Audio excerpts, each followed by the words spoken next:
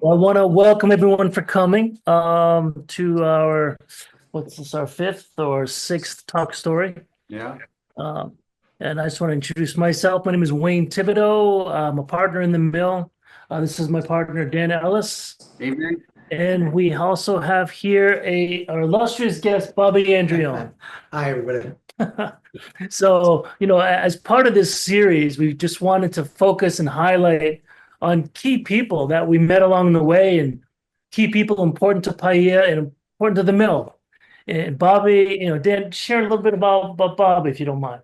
You know, I don't want to embarrass him because he's sitting right here, but Bobby to me is fascinating because Bobby was the one of the last machinists that HENS ever trained.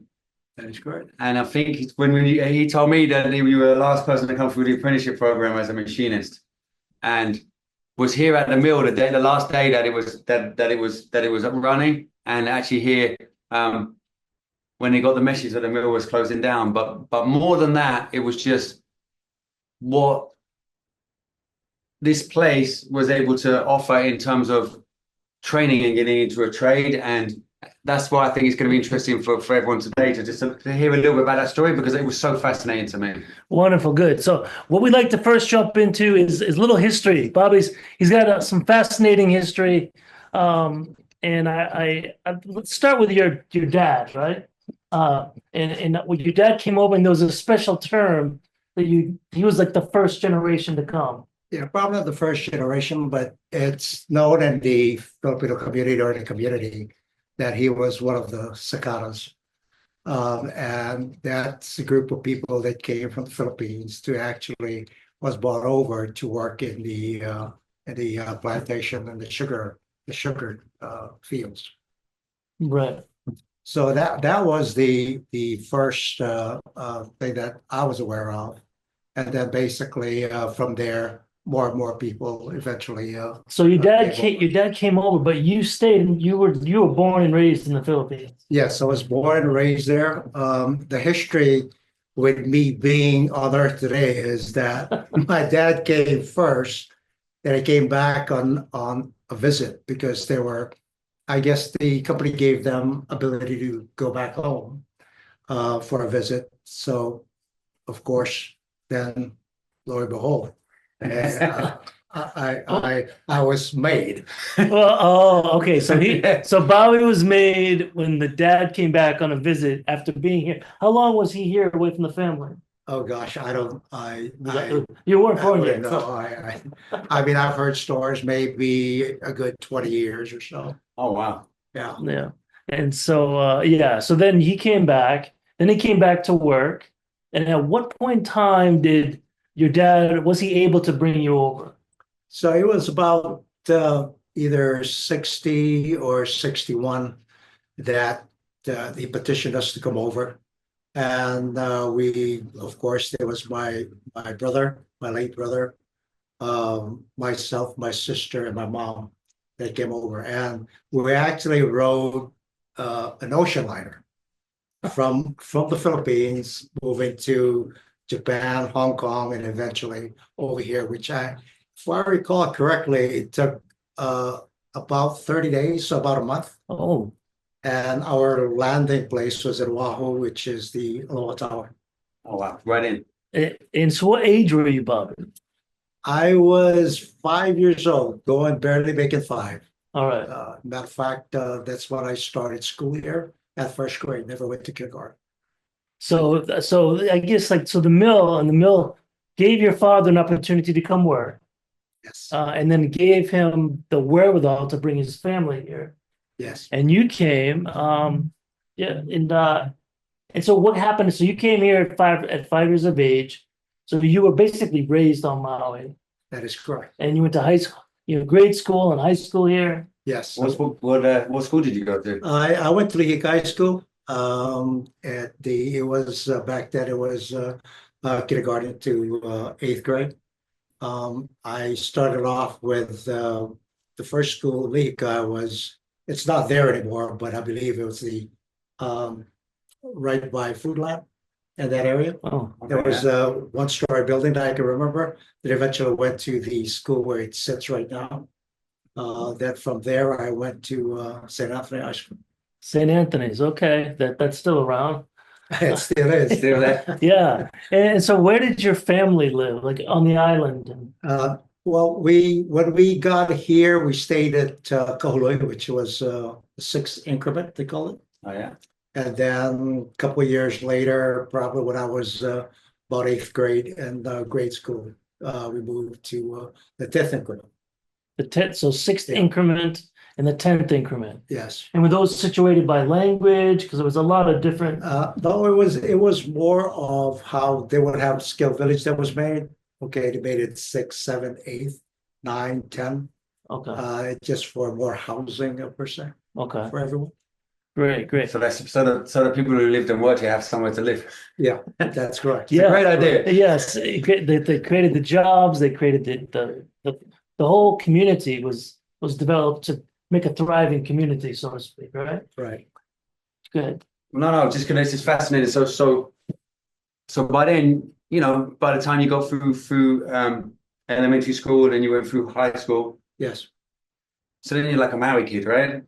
By then, right? And so then the thing that's fascinating to me is that so you get out, you come out, and you coming out of high school, Mhm.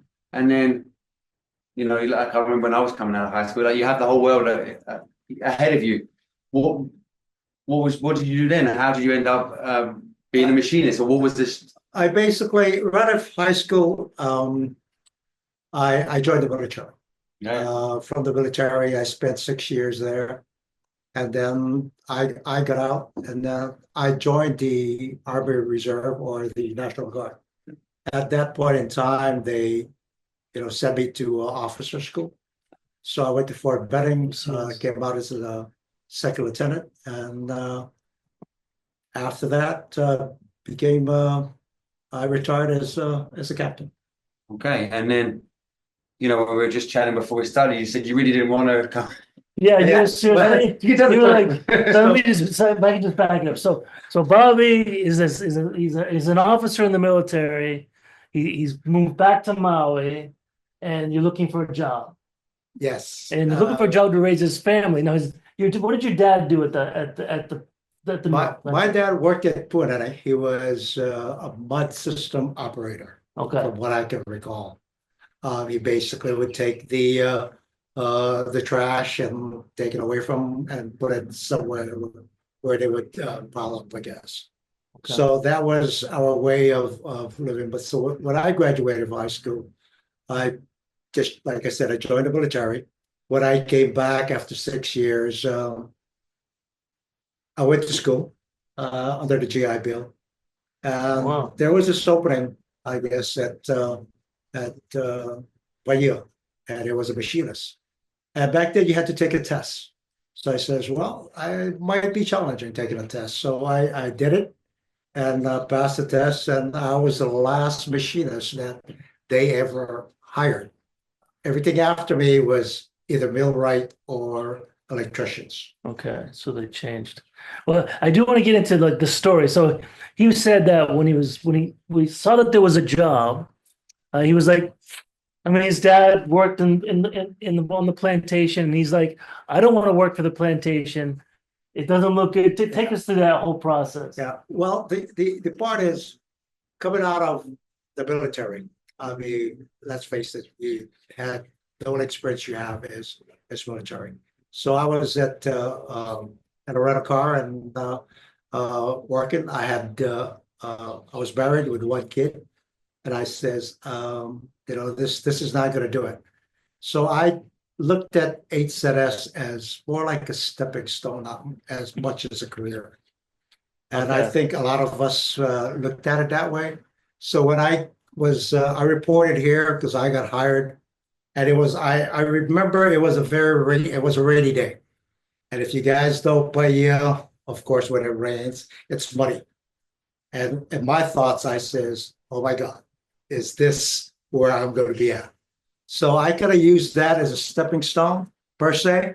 But as we know, sometimes plans do change. And well, mine never did. But I'm glad that I stuck it out, and this is where I'm at today. All right, so you stayed with, okay, why did you stay? Like what were the benefits and what did life on the plantation at that time as a machinist, what did that offer you?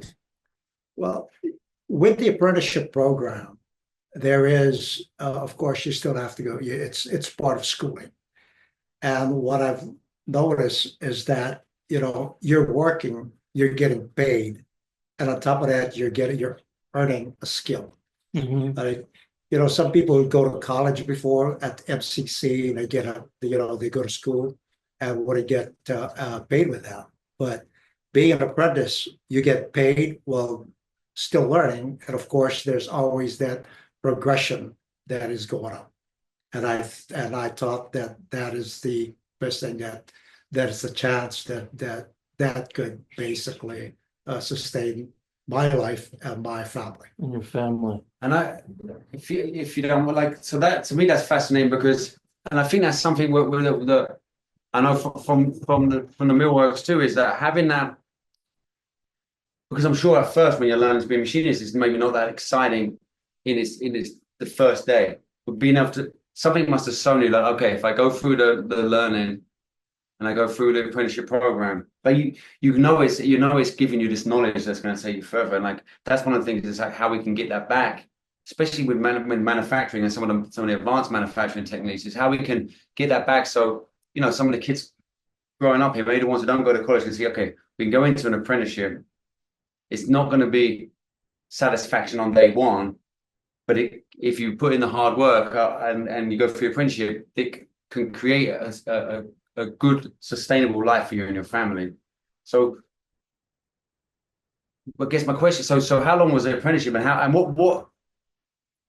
what kept you moving through it to go through this training and the schooling and the learning?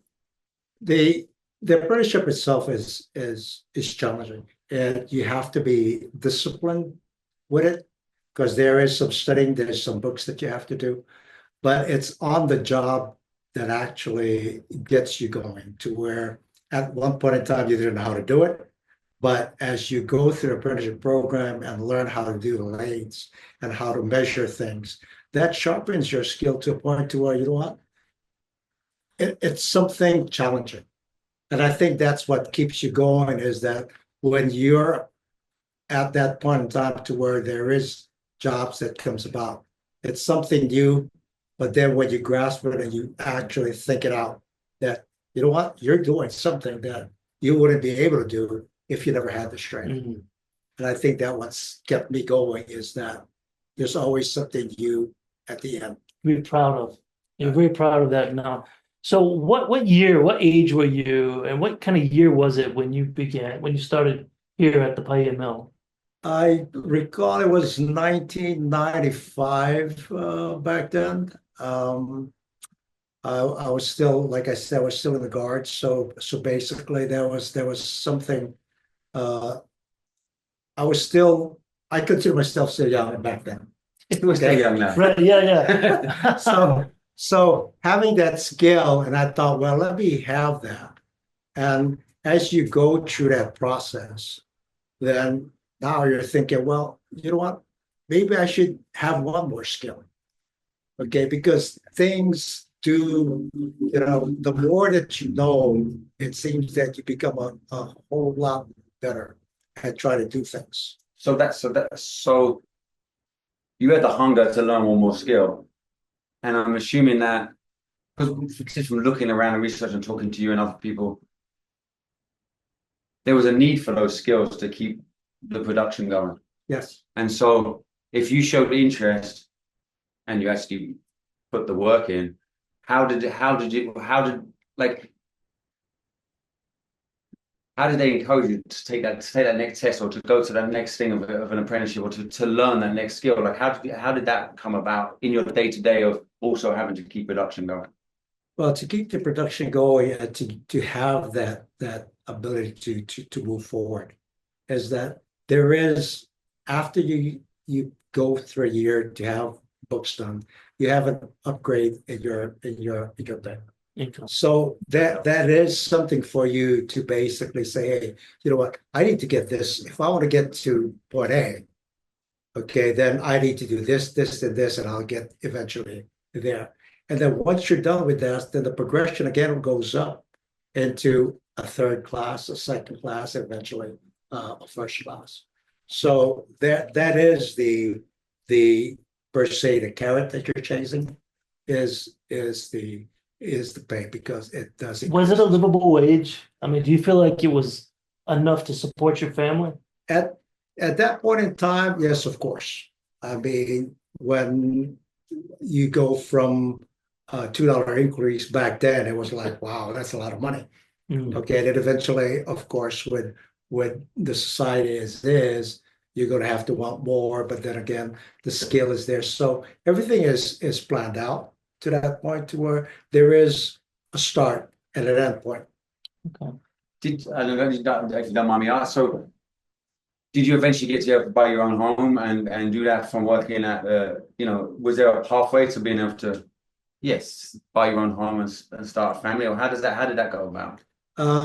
I was fortunate enough that I live up in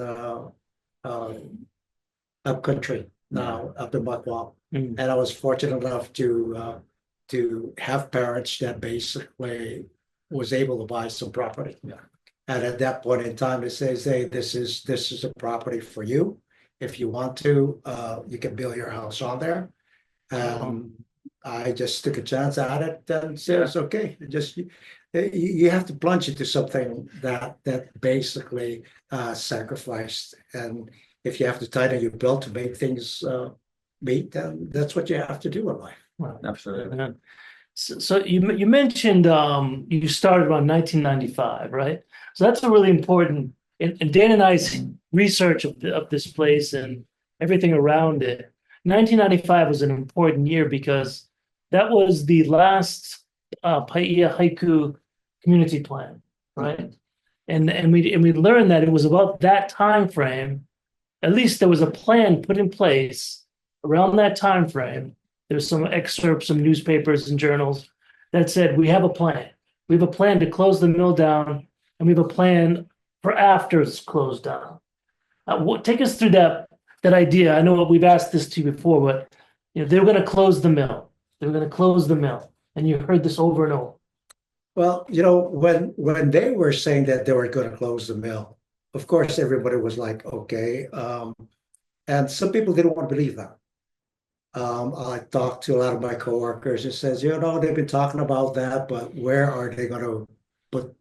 Because one mill would not be able to sustain agriculture.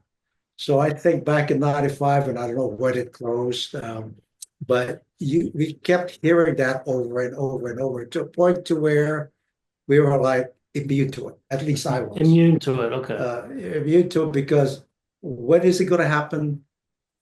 We didn't know. And then at that point in time, one time when they started putting fences around the mill, real. okay, we says, and again, it didn't, it to me wasn't real. At least I said, well, they're just keeping strangers out, keeping people out that is not supposed to be in the mill. And then on that day that they said, okay, we're done. Even then, it was like, okay, now what? I mean, that is a hard. So we know that it was around the year 2000 when they closed the mill, right? It was around, I think, November 11th or 15th or something like that. Something like this. Yeah. And so take us through that day, right? Yeah. Okay. Sorry, I stole Dan's question, but You're good. So like, you go to work, and I can't remember. I know I had a certain job that I had to do, and it was I was on a bandsaw, and we were cutting scrapers. I was cutting scrapers. I don't know if that supervisor decided that I was good at cutting the scrapers, but it was basically, a scraper was basically, it goes in between the rollers to clean it up, clean it. Clean the mud off, right. They'll take out the because the rollers would compress the sugar, the cane, extract the juice, and that would scrape it out. Oh, So we had to cut that by what we call a bandsaw. And I was cut halfway through getting it done. Supervisors comes in and says, "Stop work." I'm like, "Okay, there's a meeting that's going on." So of course I turned off the machine, but there he says, "We're closing Paia." I'm like, "Oh, what does that mean?" Closing Paia. It says, so that was it. So he says, "Okay," we went on our merry way. I went back in, turned on the machine, and my supervisor goes, "You didn't hear what I said." I said, "You said you were gonna shut Paia down, but I still got this one." He says, "You don't get it. We're done." And that's when it's like, you mean like, we're done. And it says, yes, they're shutting the mill down. wow, just like that. Yeah, So you guys were in full operation, full swing, full cane juice extraction, sugar making, and then all of a sudden one day it was like, how many people were at the mill at that time? I don't know, but in full operation, you had all the departments were still here. Yeah, So I mean, I would have no idea.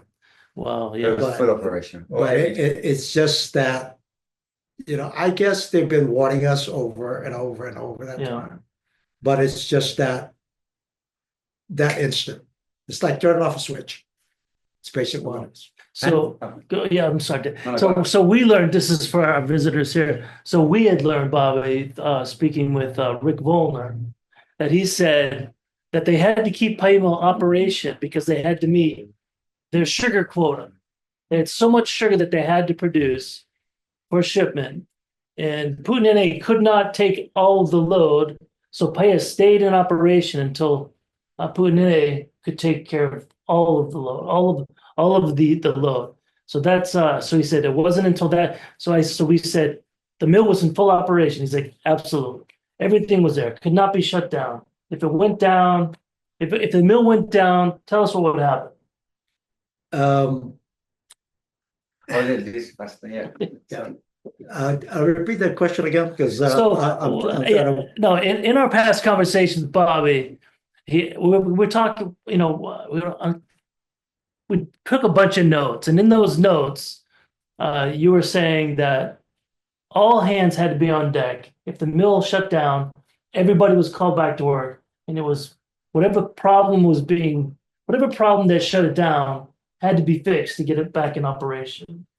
Oh, yeah. When things break down, and there is, because if it does not operate for whatever reason it is, now you have to understand that they're hauling all the cane to one area here, another area up there. But if that particular mill does not operate, you have a certain amount of time for that cane to I guess lose its sugar in there because you already killed it. So for that thing to operate, because basically if you don't, you back everything up, they'll bring you back in. Sometimes you have to work 2 shifts just to get the bill going. Okay. And that was one of the things talking about. That was, and it fascinates me as well, was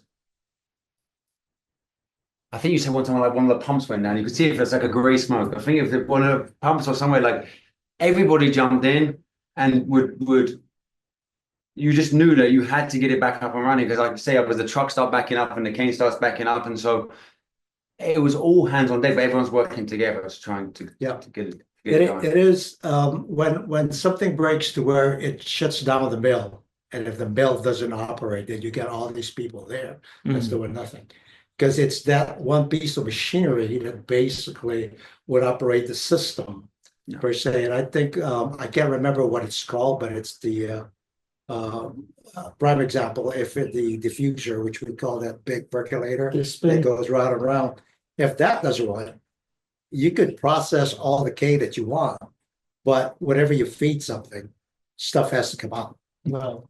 And that in itself would shut the whole thing down, and you work day and night to get it going. Wow. And And and this is, and because been talking to different people, and at least half of the buildings on the mill were just there to service keeping production going, or the machine shop. So if something went down, if something went down, and so that I think you talk about a team would go in and try and from that build, from say it was a boiler house, the boiler house team would go in and they would try and fix it to keep it going. Right. And then I think you were saying, and then if they couldn't quite get it, they would sort of call the next team and the next team to be able to find out what the problem was and keep it moving. And then they say, okay, we need this new part. So talk us through that a little bit of like all of those building blocks, like the machine shop or the car shop, they were needed, and with someone like you had the skills to be able to make a part if something went wrong. Like how There was redundancy, right? Yeah, there was redundancy. Talk us through that a little bit. Like if something went down in the boiler house or in the or in the mill, like what was the process to get it back up and running as quick as possible? So basically, there are different departments. You have what we call the bull gap, which is just general mechanics. And then you have, of course, you have the operators. And they have their own set skills to where their responsibilities if something went wrong. So within that department, there's this group of people that's basically trained to do that. And the outside departments, let's say, for example, like me as a machinist, we were there to support them. Okay. But so when there was a part that had to be done, okay, like electrical, of course, electricians would come in, a motor breaks down, put that person in. But then again, you'd have the machines that put the motor back in place, or you have Boogang. So it's different departments that is basically with different sets of skills that basically could be first. It's like the first echelon goes in, then a second, and then eventually, if that's a part that has to be machined, then you would have the machinists, but now you also have the millwrights. And then you have the welders that would have to come in. So it is all focused on it is staged in a way to have you first echelon, second, and then third. So if one cannot make it, oh, we need this part, then you'd have the machinists that would actually try to do that particular and then for so the forethought for that. So from someone in HCNS, right? They're building a program where say your dad comes, or they're bringing in the labor, right? And then okay, so then they're gonna they know they're gonna need these skills, which is the thing with the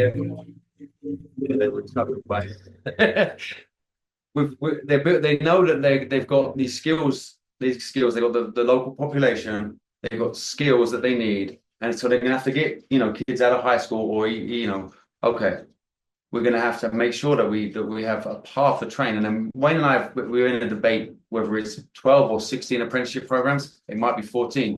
But how do you think? Did you ever talk about like how with management, like how do they decide? Where to do the training and the education and the apprenticeship programs? Because I know later on, after you move from Paia, we can talk about it a bit later. You went, you helped with the union and some of that training of the workforce. Like, how were those decisions made, and like, what skills needed to be trained? Do you know anything about that? Those skills are already created when I came in. I think because basically, as a manufacturer in this magnitude, this size. I think there was apprentices for everything from a truck mechanic to a diesel mechanic, all the way down to me as a machinist, and even as an electrician.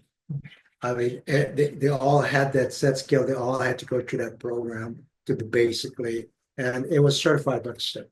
And okay, that was the other thing you said earlier. That's fascinating to me. So it's private industry, but then there's UH Maui campus where there was some stuff, and then the state had to certify it. So, and I think you were saying is HCNS had to make sure that you as an apprentice was going through all the steps. So talk about that a little bit. So in each apprenticeship program, and I'll talk about mine's because that's what I'm used to.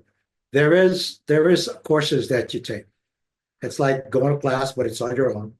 You also have your skills that you do when you're actually working hands-on on the job training. But in addition to that, there are books that you have to do, which requires you to do one book a year.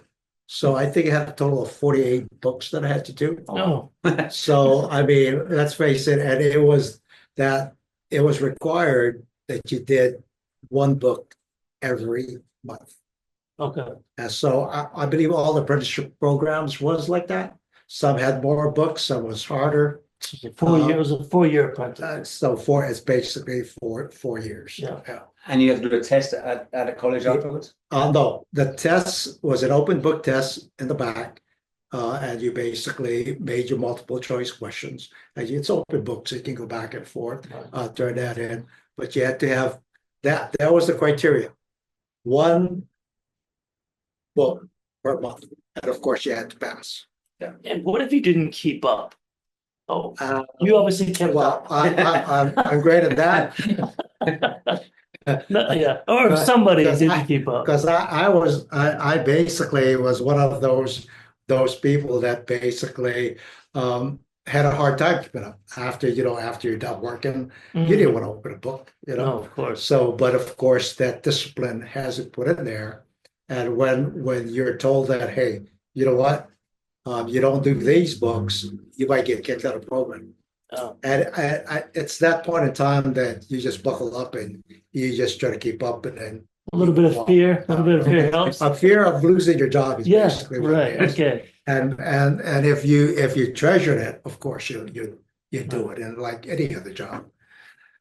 And so from that, right? So you decided to do that, right? And you had that drive, but then I mean, I think you said about your kids too. So you let's not say begrudgingly, but you came into the mill with a goal, right? A stepping stone, you said. But then once you got in, you're like, okay, you can fulfill some of your life, what you want to fulfill in your life here, until you start to move up. So after Paia, you went to Puanana, right? And so then talk us through that, like how because this I've heard it from lots of local people who, like, their family started, they got some skills at the mill for the training, and then they went on to have to start their own business or do these other things. But for you, talk through that. So you're doing the hard work, you pass, and then how does that sort of help you get to where you are today? Well, going to the apprenticeship program, of course, it's like basically going to college per se. And with all those skills that you have to do, because you still in the apprenticeship program, there's math that you got to do. There's reading, understanding, there's making prints, because as a machinist, you would have to draw things out.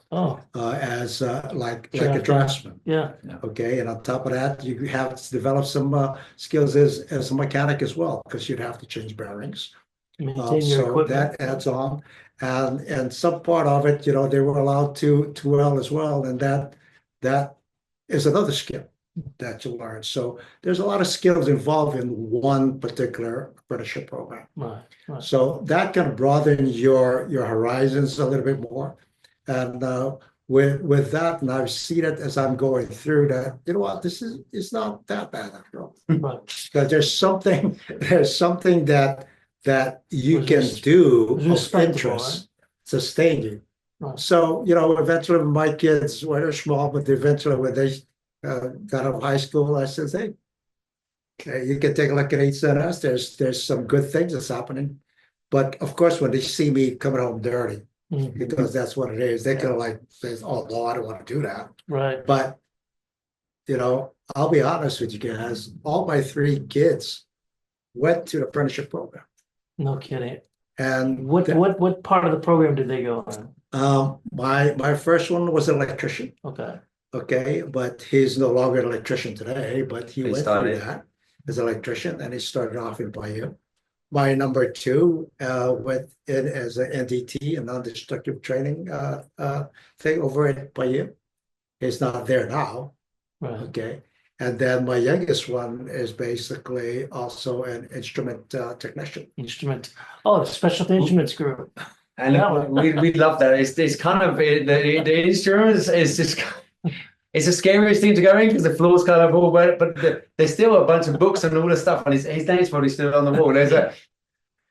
It's amazing though. It's amazing, like how many different things could be made right here? So anyway, so your kids started through that, and then then they went on to different professions. Yeah. But All right, so yeah, if you don't mind, let me just recap a little bit. Yeah. So your dad came, you went back, you brought the family here, you went to grade school, high school, army, came back for some college, the GI Bill.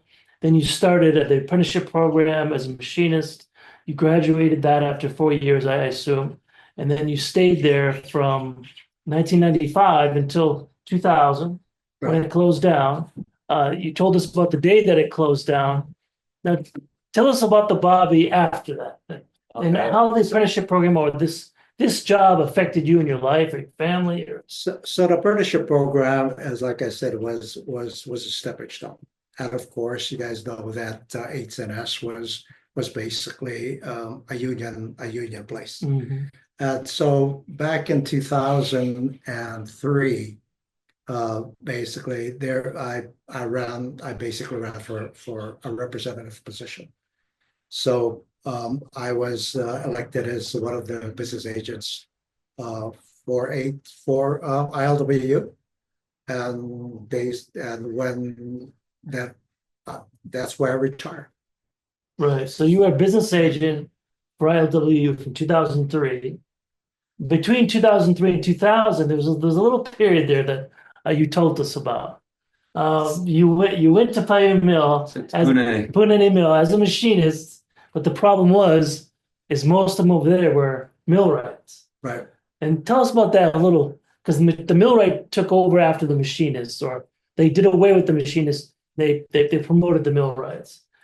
But tell us more about that a little bit. So basically, what it was is you had welders, and then you have machinists. Yeah. So the millwright in itself lumped that together, because basically although we were told that we could weld, we never had that training because, of course, you already had the welders there. Mm-hmm. So what they did was, instead of hiring more machinists, they said, well, you know what, let's lump them together. A millwright can be a machinist, can be a welder. Okay, it was supposed to be an electrician as well, but that never materialized. Okay. So the millwright had the skills of being a machinist, but of course, I'm not going to say that they were better than us. Right. That's what I want to get into. We trained them.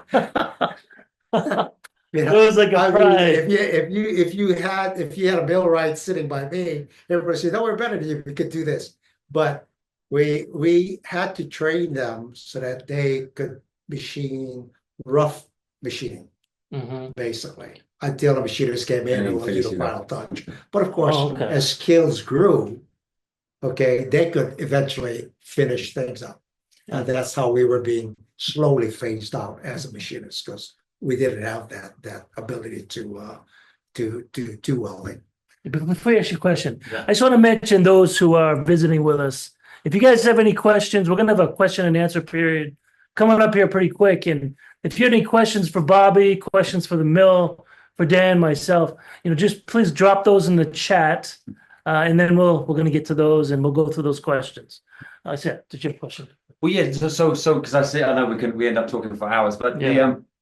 the other thing I think you mentioned, so everyone from Paia got offered, if they wanted to, they could go to Pune. There was a job. Yes. And I think you said, and I can't remember, if you think you said all but one person went, pretty much, or a few. But you were always like the Paia boys when because even though these, I mean, you almost see it, I mean, you can't quite see it, but maybe you can.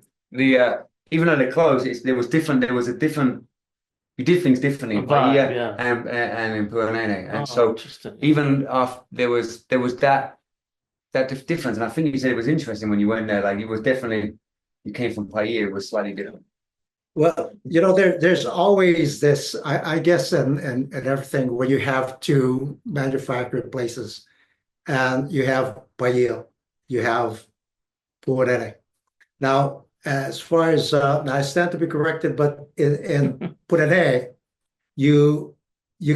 they could do things that basically if the ground was muddy, they could handle that.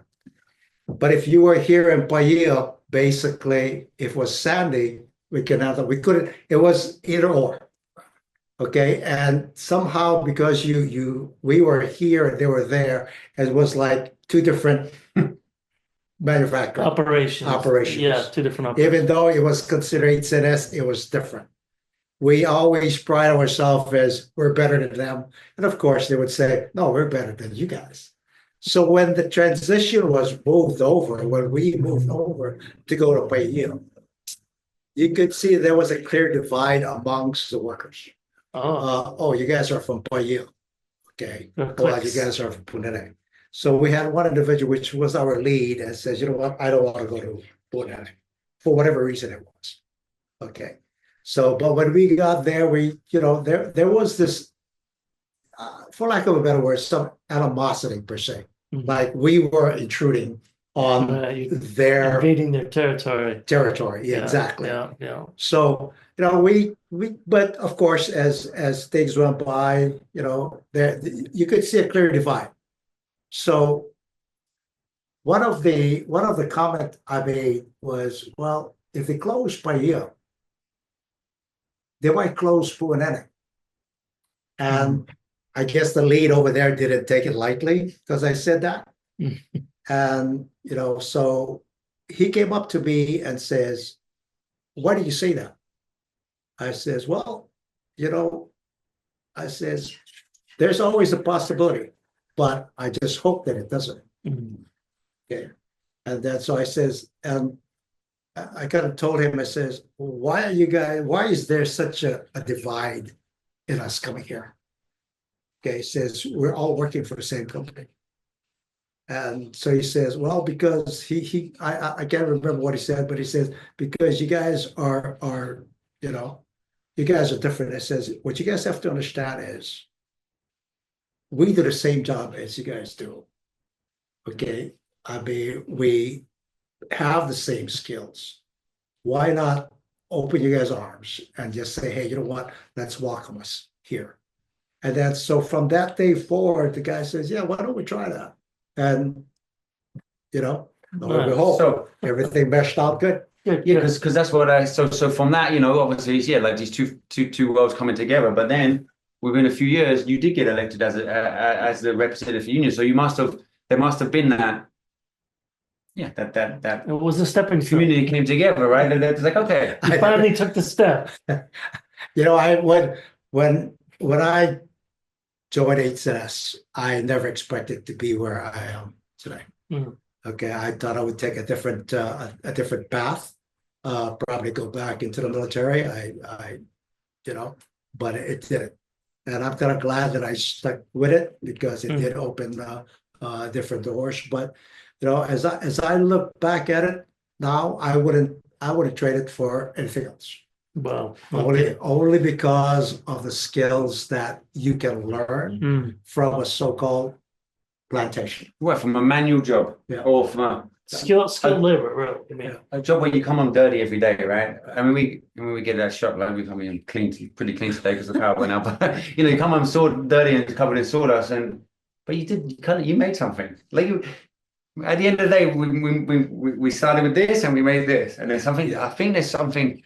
I mean, I obviously like making things, right? And you obviously made things, a lot of things, when we're making this, is that once the mill closed and is sitting here rusty away, that ability for people to have that satisfaction and a job where you can learn on a job, get paid while you're working, and learn a skill. It's kind of it disappeared when the plantations closed, but there was a plan before, and I think that's something where from what we're doing now here in Paia is that there are industries that can follow in Maui that can be sustainable and that can also be satisfying for people to work and give them those stepping stones in life to thrive with a family. But it's going to take a lot of hard work. But I think there's lots of people here who don't mind a lot of buy-in, right? It's a lot of buy-in from a lot of different stakeholders. But you would, if if something like that was to happen, I mean, the individual that comes in would have to, like you said, they would have to buy into that. That's something that they would like to do, and they would have to approach it with an open mind. If you go into anything with a closed mind, there is no way that you could progress in life or even the work that you do. And if there was an apprenticeship program once again, looking at what I know today, I would encourage people to, hey, you know what, get in it, get your skills, and from there you can branch out. Well, we don't know yet, but when we do have a machinist apprenticeship program, we're going to need some teachers. You're gonna have to. We need a mentor, Don't right? really, Yeah. you got some of the So- skills back again. So, I'm already retired, so Yeah, part-time. yeah, you'd be the honorary professor. So, but I do think, just wrapping this little bit of the chat up, so you finished at Pune A, you started with the ILWU union as a business agent, and you worked your way through that process. And I think congratulations are in order because you just retired. Yes, I did. You did. yes. And what was your position when you retired? I retired as the division director The for division director. Maui. That's So growing up in the Philippines, coming here, I'm gonna cry. Also feels emotional all of a sudden, but it's Philippines at 5 years of age comes to Hawaii, and now you were the divisional director for one of the largest or the largest union in Hawaii. that's the American dream. I like It's the American dream. I say because again, Yeah. you can. It's possible here, right? You can Yeah. come, but you have to work hard. But there is that dream. But we've got to make sure that dream's still alive for the next people who want to come off the boat or off the plane or people that are already here that they can live that dream too. But Yeah. It's So amazing. yeah, we want to thank you for being willing to be our guest today and coming and sharing with us. And in a large part, you are a huge part of allowing us to get where we are today. You may not know it yet, but we talk about you all the time. all the time. Because it's the proof that it works. Apprenticeship program, training skills, and people can then sustain a family and thrive on Maui, which I don't get too emotional, but it's an Right. inspiration, right? And Yo, you gone. What you mean? What you eating? It's like- Ain't nothing there. All right, how do we? This is Zick. Yeah. Anyway, all I don't right. know what that was. Nice one. So, are there any questions that anybody has for Bobby? Anybody want to put their video on? They can ask it, or they can write it in the chat. Okay. All right. Oh, there's a question. Probably, are you excited about a future for the Paia mill? That was one of the questions. It's at the bottom. Okay. Okay, Bobby, what are you most excited about for the future of the Paia mill? Well, future, I'm excited knowing that this place is not just going to be dilapidated or just completely barren. And I think that in itself is excitement to me that someone has the gumption to say, hey, you know what, this is what we want to do to preserve it, so that there is something that we can look back in generations and say, well, this used to be where the mill is at, but this has taken its place. And I think that is it's normal in the life in itself that there is changes, and that is part of the change that's going to happen. And I hope that change is going to be a good one. Thank you. Fantastic. We're going to make it happen. Yeah, we've been through a lot of the pre-development work right now, and we're finally coming through the other side and be able to move forward. So, And I think, sorry, well, one of the other questions on here is people that keep asking what they can do to get involved and help. Well, we have our talk stories, just being involved and listening, and then we're also doing our in-person tours every month to sign up for that. And when people come, we're keeping a list and contact of everyone that comes, and then you know, different people have different ideas. We have a real good network now of people who want to help. Now we're just building it, but that's really how you can help is to stay involved on the website. Obviously, there's ways to contribute ideas, and then come to one of our in-person tours. You know, keep coming to our talk stories, and if you have something that you think would be good here, just let us know. And if you, because we're only gonna make the best of the mill and the asset that it is for Paia and Maui is if those people with good ideas and who want to help step forward and say, this is what I want to do. And then if it's possible, we'll do anything we can to help make that happen. We do listen to everybody. We do try not to leave any stone unturned. And I think, the last site walk we did, we had 22 visitors and so if you want to be a tour guide, I mean, in the future, learn the mill, learn the history, being a tour guide, we have many documents up there that need to be sorted through. So, there are things to do that we could use help on. I just want to go through maybe one other question here. One of the questions, does Mahipono no longer own the Paia mill? So we, Dan, myself, and our third partner, Peter, we purchased the mill. I don't believe the mill actually was owned by Mahipono. No, this was carved out when Mahipono bought everything else. So Right, yeah. it was never actually owned by Mahipono. So it was never actually owned. Okay. And how exactly the community be involved? And then, the last easy question we'll take is, will Sunnyside Road be opened up as the Paia bypass in conjunction with the development of the mill? That is not in our control. It's sort of out of our control, but we would love that. I mean, that would be very much with the bypass that we would like to have come through. So, fingers crossed. And okay, so without any more questions, guys, let me just see if there's anything else there. To Bobby, what's your advice for young people who want to get involved in local projects or careers that help preserve our history? My advice to the younger generation is that, get involved. I mean, it's that simple. If you feel that you can contribute, or not even, just to be able to have that communication with other people. I mean, a young person might come up with something and say, hey, you know what? I've never thought about that. But it's that younger generation that has a different way of thinking that could bring and foster up new ideas that could basically do that. So my advice is get involved. You'll never know if you don't get involved.